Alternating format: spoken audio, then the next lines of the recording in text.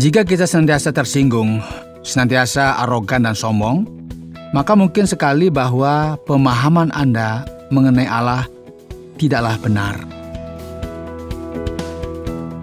Saudara pendengar, bersama dengan saya, Oti Priambodo dalam program Jalan 66. Senang sekali karena bisa mempersembahkan program yang memberikan pengetahuan Alkitabiah dan menyuguhkan kepada kita jalan keselamatan. Hari ini Pak Yohanes akan mengakhiri rangkaian pembelajaran dari kitab Yakobus dengan sebuah tema, kelemahan dan ketergantungan. Pasal 5 akan berbicara mengenai orang kaya dan doa. Sebagaimana yang pernah dikatakan seorang filsuf, orang yang sensitif adalah orang yang tidak meratapi apa yang tidak ia miliki, namun bersukacita atas apa yang ia miliki. Apakah Anda sudah bersyukur kepada Allah atas apa yang Anda miliki? Atau apakah Anda justru tidak puas dengan apa yang Anda miliki? Mari saya mengajak kita untuk bisa belajar bersama-sama dari bagian uraian kitab Yakobus pasal yang kelima. Masalah utama dari setiap orang yang mengakibatkan masalah dalam kumpulan orang percaya yang terdapat dalam kitab Yakobus adalah masalah kesombongan. Sikap angkuh, sikap yang memberikan diskriminasi dan merasa lebih tinggi ketika membandingkan dirinya dengan orang lain. Oleh sebab itu, surat ini memberikan kritik atas sikap-sikap yang semacam ini. Kita telah melihat sebelumnya bagaimana sesuatu yang kecil, masih ingat ya, bisa mengakibatkan masalah yang besar. Dan sekarang, kita melihat bagaimana seharusnya keamanan manusia dan kepercayaan terhadap diri sendiri saja tidak cukup dan tidak masuk akal. Jadi sekarang dalam bagian akhir dari pasal 4 ini, misalnya kita akan melihat adanya ketidakpuasan akan rencana manusia itu sendiri. Mulai ayat 13 dalam Alkitab dituliskan, jadi sekarang hai kamu yang berkata, hari ini atau besok kami berangkat ke kota Anu, dan di sana kami akan tinggal setahun dan berdagang serta mendapat untung. Sedang kamu tidak tahu apa yang akan terjadi besok.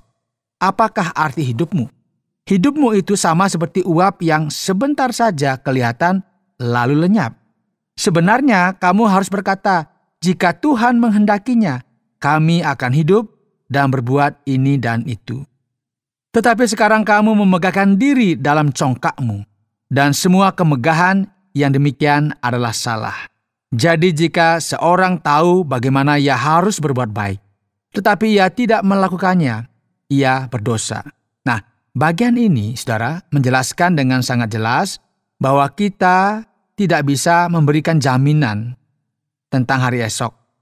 Karena setiap sikap yang penuh dengan kesombongan, setiap sikap angkuh dan tinggi hati adalah sebuah sikap yang tidak masuk akal, dan ini merupakan sesuatu yang jahat yang sedang disampaikan melalui bagian ini.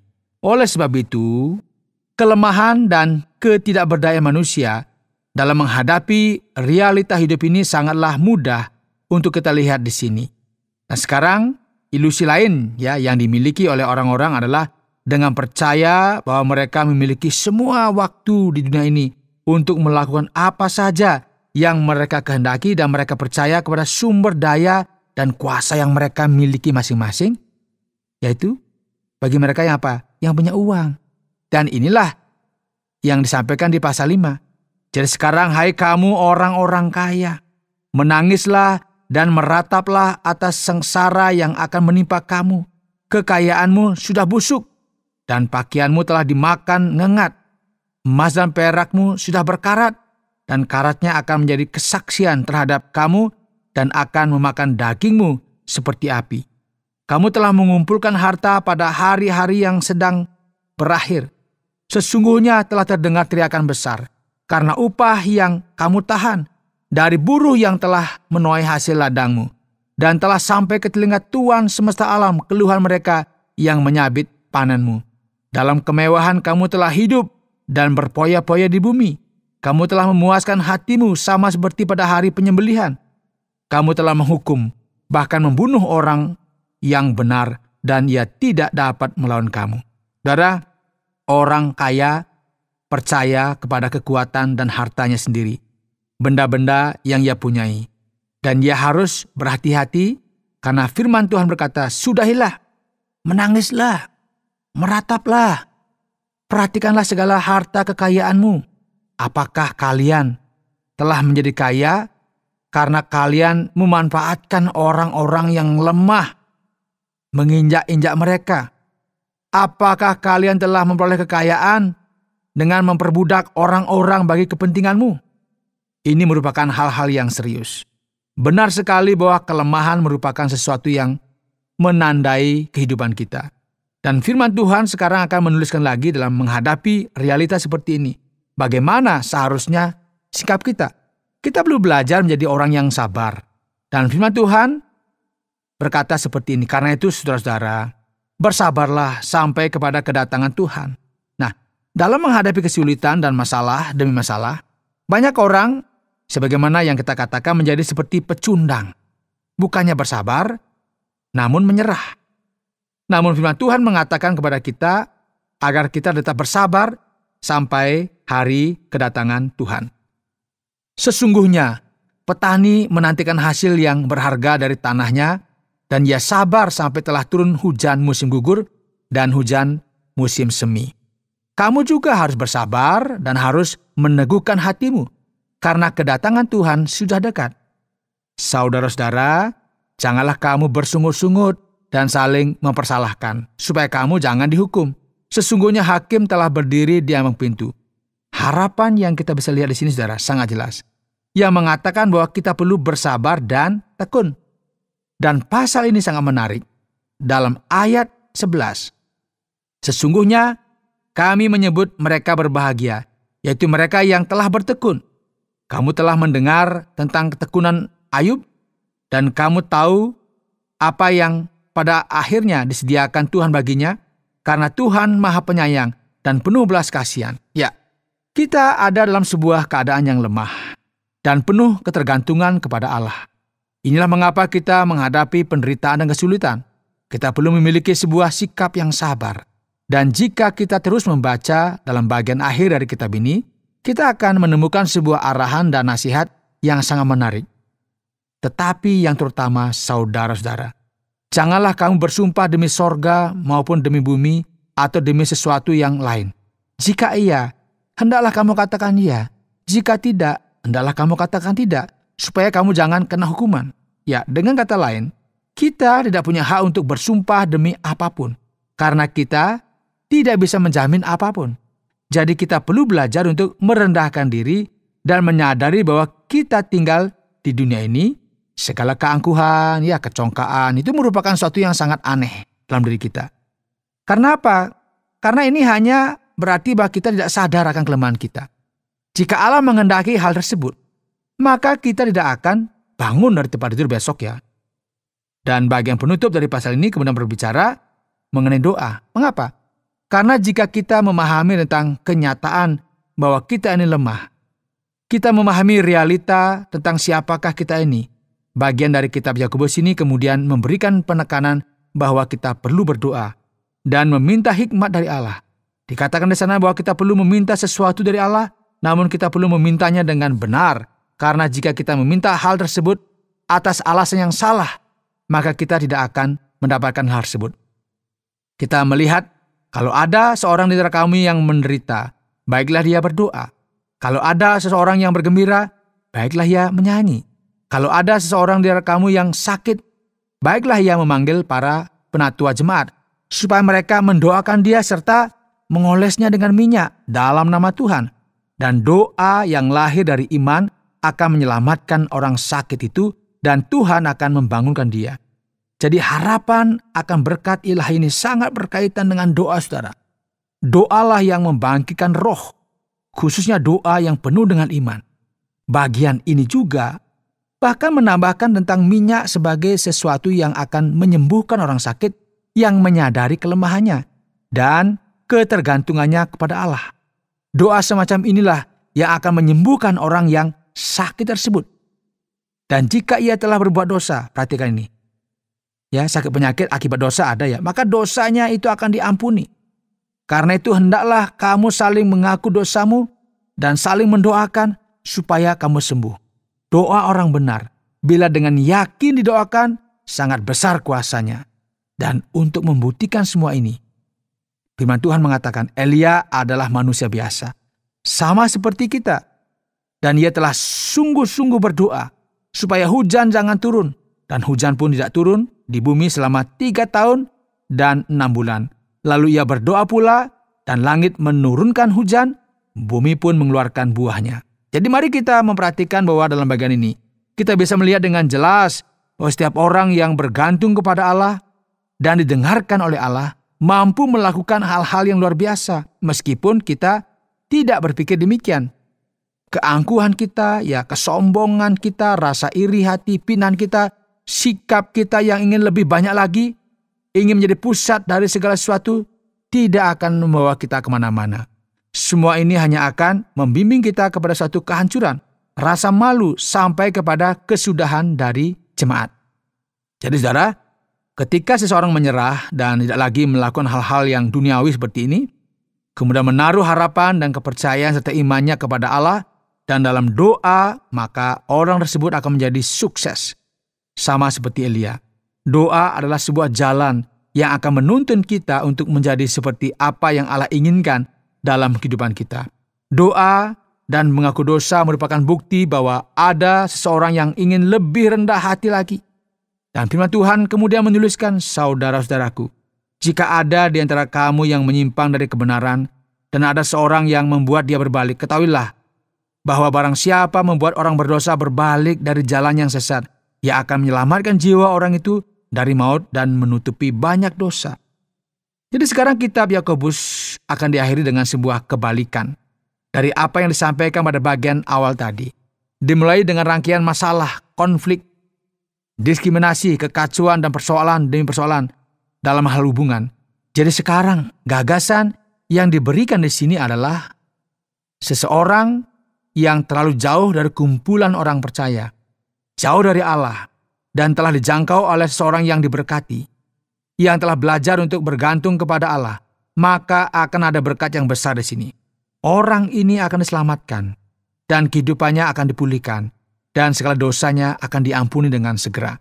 Oleh sebab itu, dengan memperhatikan hal ini, kita akan mengakhiri program pembelajaran dalam kitab Yakobus ini dengan menyatakan bahwa penekanan yang luar biasa dalam kitab ini adalah untuk belajar bagaimana kita menyadari kelemahan-kelemahan kita, betapa perlunya kita untuk bersandar kepada Allah, dan hasil dari kesadaran ini ditujukan dalam kehidupan praktis setiap hari. Dan inilah gagasan utama yang kita peroleh dari pelajaran ini. Anda sedang mendengarkan Jalan 66 dalam rangkaian pembahasan Yakobus pasal yang kelima yang telah dijelaskan oleh Pak Yohanes dengan topik kelemahan dan ketergantungan. Kita akan melanjutkan program kita kali ini, dan sekarang tibalah waktunya untuk kita mengajukan beberapa pertanyaan kepada Pak Yohanes. Saya ingin mengajukan pertanyaan pada bagian akhir dari pasal yang keempat ini. Dalam bagian ini dikatakan, yaitu pada ayat yang ke-14, apakah kemudian orang Kristen tidak boleh membuat rencana untuk masa depan mereka? Apakah ini maksudnya yang dikatakan dalam ayat yang ke-14, Pak Yohanes? Iya, Pak Oti. Firman Tuhan mengatakan bahwa kita bahkan tidak tahu ya akan apa yang akan terjadi besok. Jadi sekarang apakah kita perlu mempersiapkan sesuatu bagi apa yang akan datang di masa depan kita? Perlu nggak? Ya pasti tetap perlu. Kita nggak pernah tahu hari esok, tetapi siap-siap boleh ya, kita membuat rencana jangka panjang juga boleh gitu ya. Tetapi kita harus hati-hati ya, kita nggak boleh terlalu yakin bahwa pasti jadi, pasti semuanya beres. Karena apa? Hidup ini sebenarnya sebuah misteri. Kita harus hati-hati dengan semuanya ini. Tidak berarti kita kalau ngomong gitu, kalau gitu nggak usah berpikir dan nggak usah merencanakan. Ya, namun jika saya merencanakan sesuatu, ya saya sudah menjadi subjek dari masalah dan hal-hal lain yang belum kelihatan, yang akan terjadi. Jadi bayangkan saja, jika saya tidak merencanakan semua hal tersebut sama sekali. Hati-hati juga, kita tidak merencanakan apa-apa, tiba-tiba kita bingung sendiri ya. Yesus sendiri saja berkata bahwa ketika pasukan dipersiapkan untuk berperang, mereka harus mempersiapkan diri terlebih dahulu. Jadi bagian ini bukan kemudian menghakimi sebuah rencana, namun bagian ini menghakimi sebuah sikap yang berpikir bahwa kitalah yang memiliki kuasa untuk masa depan kita. Kitalah yang merencanakan segala keadaan yang terjadi. Seakan-akan kitalah yang mengendalikan semuanya. Ya, ini merupakan sebuah kebodohan. Jadi sekarang tentu kita perlu merencanakan hidup kita dan membuat keputusan demi keputusan. Jadi jangan kita membuat semua ini menjadi campur aduk dan kacau. Nggak boleh merencanakan, terserah saja. Yang nggak boleh adalah sikap sombong bahwa seolah-olah kita mengendalikan semuanya. Tetap membuat perencanaan, tapi serahkan semuanya kepada Tuhan. Ya, saya sangat suka. Dan saya akan ikut nasihat apa yang sudah disampaikan ini. Nah, sekarang Pak Yohanes mengenai bagian akhir dari pasal yang keempat, dalam ayat yang ke-17. Apakah kita bisa berdosa tanpa melakukan sesuatu yang salah, Pak? Apakah memang ada kemungkinan ini, Pak? Iya, Pak Oti. Setiap orang yang tahu apa yang baik yang seharusnya dilakukan, ya, namun tidak melakukannya, ia berdosa. Tidak bisa kita ragukan lagi ada seseorang ibu yang memiliki seorang anak yang berusia katakanlah 3 bulan di rumah. Jika ibu tersebut hanya duduk-duduk saja, maka anaknya akan mati. Nggak dikasih makan, nggak dikasih susu dan sebagainya. Dan yang ia lakukan tersebut merupakan apa? Ya salah lah. Jadi sekarang kita harus ingat ya, seringkali ya kelalaian itu lebih mematikan dan menghancurkan daripada sekedar melakukan hal-hal yang berdosa. Ini merupakan sesuatu yang serius. Karena seringkali kita berpikir bahwa orang Kristen yang baik adalah seorang yang tidak pernah melakukan sesuatu yang salah. Namun tanggung jawab kita adalah untuk melakukan apa yang terbaik. Begitu ya kira-kira. Benar sekali. Jadi sekarang mari kita beranjak pada pasal yang kelima. Ayat yang kelima dan yang keenam sudah mulai membuat saya bingung di sini. Saya membacanya berulang kali, namun saya masih saja tidak memahami bagian ini. Pak Yohanes, apa yang dimaksudkan dengan sama seperti pada hari penyembelihan? Kami telah menghukum, bahkan membunuh orang yang benar. Maksudnya apa ini, Pak? Bagaimana saya kemudian akan membunuh orang yang benar? Apa yang sedang disampaikan dalam bagian ini, Pak? Ya, ada sebuah keadaan yang menakutkan di sini. Bagian ini sebenarnya sedang memberikan kecaman terhadap orang kaya yang telah memperoleh segala kekayaan mereka dengan cara yang salah, mengeksploitasi orang lemah.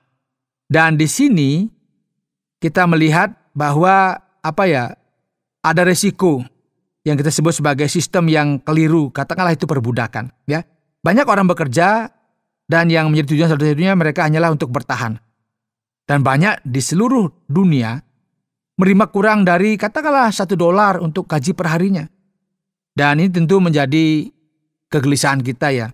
Karena banyak orang yang ingin bertahan hidup, mereka bekerja dengan membanting tulang. Tapi ada orang-orang kaya yang, mohon maaf ini ya, mereka itu kadang-kadang mengeksploitasi, memeras mereka. Dan mereka pada akhirnya juga kesulitan. Nah ini yang dimasukkan di sini, hati-hati ketika kita menikmati kekayaan. Tetapi kekayaan itu karena kita itu karena melakukan eksploitasi terhadap orang-orang yang lemah. Makanya hati-hati di sini. Dalam kemewahan kamu telah hidup dan berpoya-poya di bumi. Kamu telah memuaskan hatimu sama seperti pada hari penyembelihan. Ayat ini memberikan sebuah kesan bahwa ada seseorang yang terkena serangan jantung karena makan lemak terlalu banyak ya. Karena kolesterol. Namun bukan itu yang dimasukkan di sini. Jadi sekarang apa maksudnya? Kamu telah menghukum bahkan membunuh orang yang benar. Hal ini berarti bahwa seseorang senantiasa mengeksploitasi dan memanfaatkan sampai pada titik di mana mereka telah kehilangan segala sesuatunya dan mati. Dan mereka dihukum karena Tuhan mereka bisa melakukan sesuatu yang mereka kehendaki karena mereka memiliki kuasa yang besar. Jadi Allah berkata, aku akan mencatat ini semuanya. Segala ketidakadilan ini akan kuhukum. Dan semua sikap seperti ini sangat dikecam Alkitab. Alkitab bukan hanya sekedar embun rohani yang indah, yang penuh dengan kasih, dengan harapan, dengan katakanlah kidung melodi yang indah. Namun Alkitab juga berbicara mengenai keadilan praktis yang harus kita lakukan sehari-hari. Karena itu hati-hati. Jangan sampai kita mengeksploitasi orang lain hanya demi kepentingan kita. Orang mati nggak peduli ya, orang susah nggak peduli, yang penting aku selamat. Itu yang nggak boleh, dan ini yang dikecam oleh Alkitab. Dalam program pertama kita dalam kitab Yakobus, Pak Yohanes telah menyebutkan bahwa surat ini merupakan surat pertama dalam masa kekristenan, mungkin dari tahun 53. Dan sebagaimana yang kita baca di sini, dalam ayat yang ke-8 pasal yang ke-5, dikatakan bahwa kedatangan Tuhan sudah dekat. Sekarang, apakah kedatangan Yesus ini merupakan sesuatu yang mereka telah nantikan pada hari-hari itu?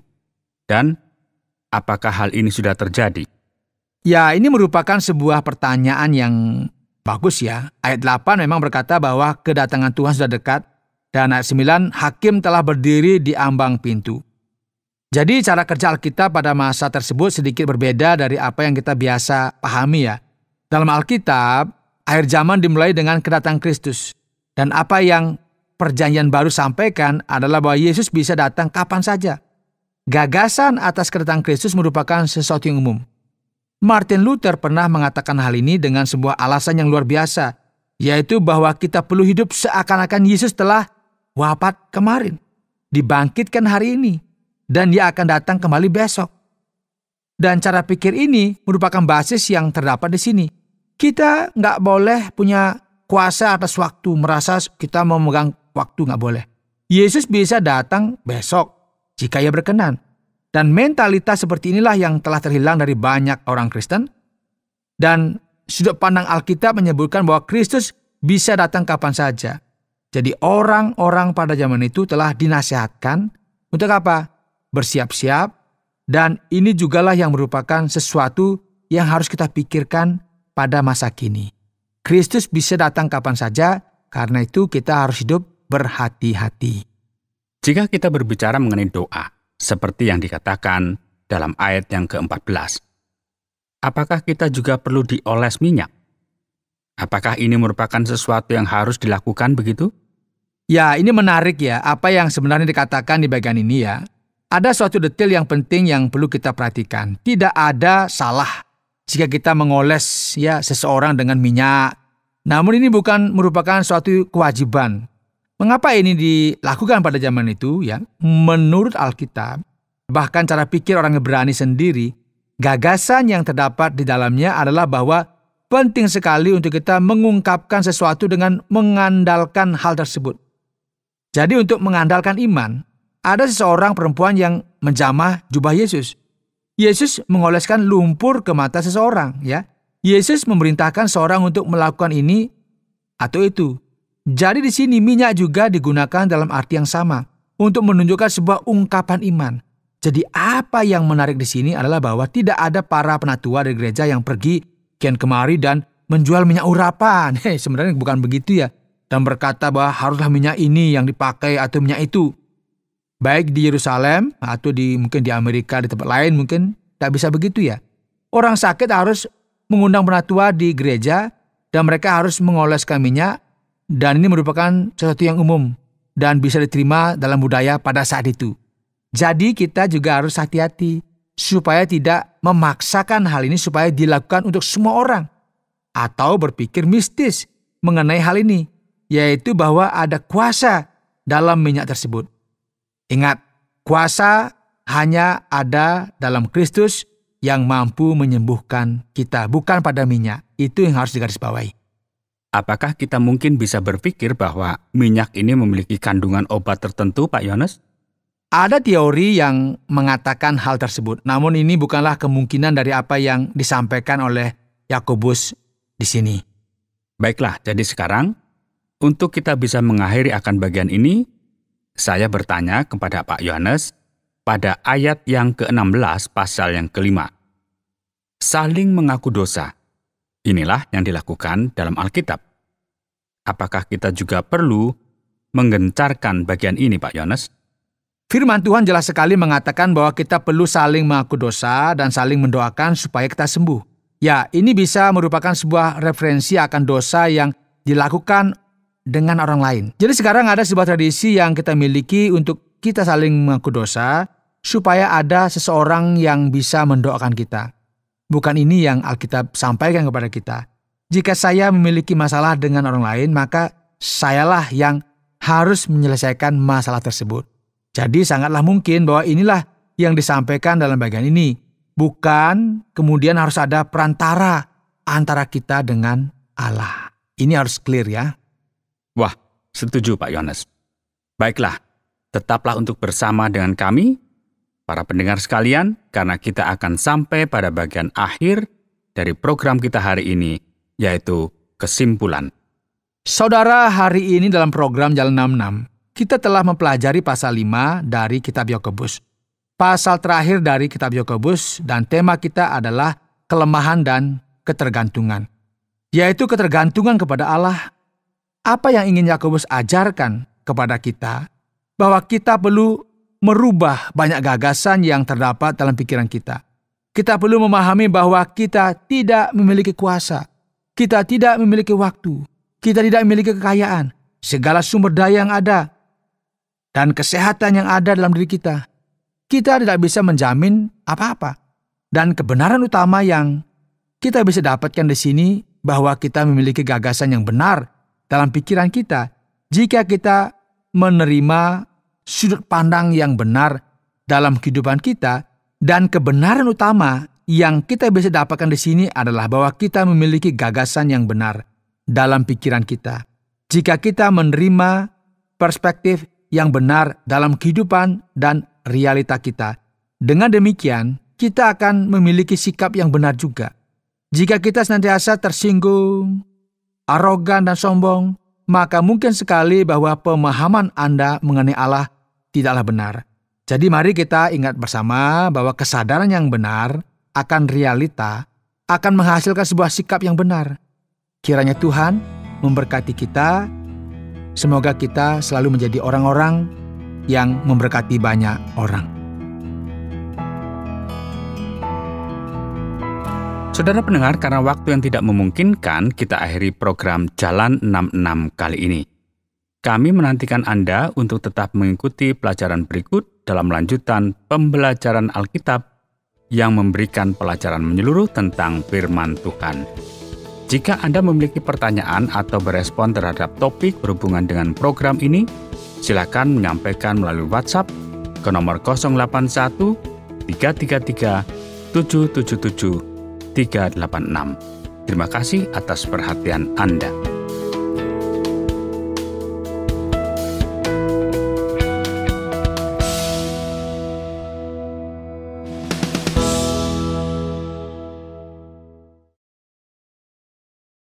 Terima kasih Anda sudah mengikuti program kami. Jika Anda diberkati, jangan lupa like, komen, dan share supaya Anda tidak ketinggalan setiap program terbaru kami.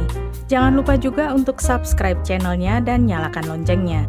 Jika Anda ingin mendukung pelayanan kami, bisa melalui rekening kami berikut ini atau menghubungi kami di sini.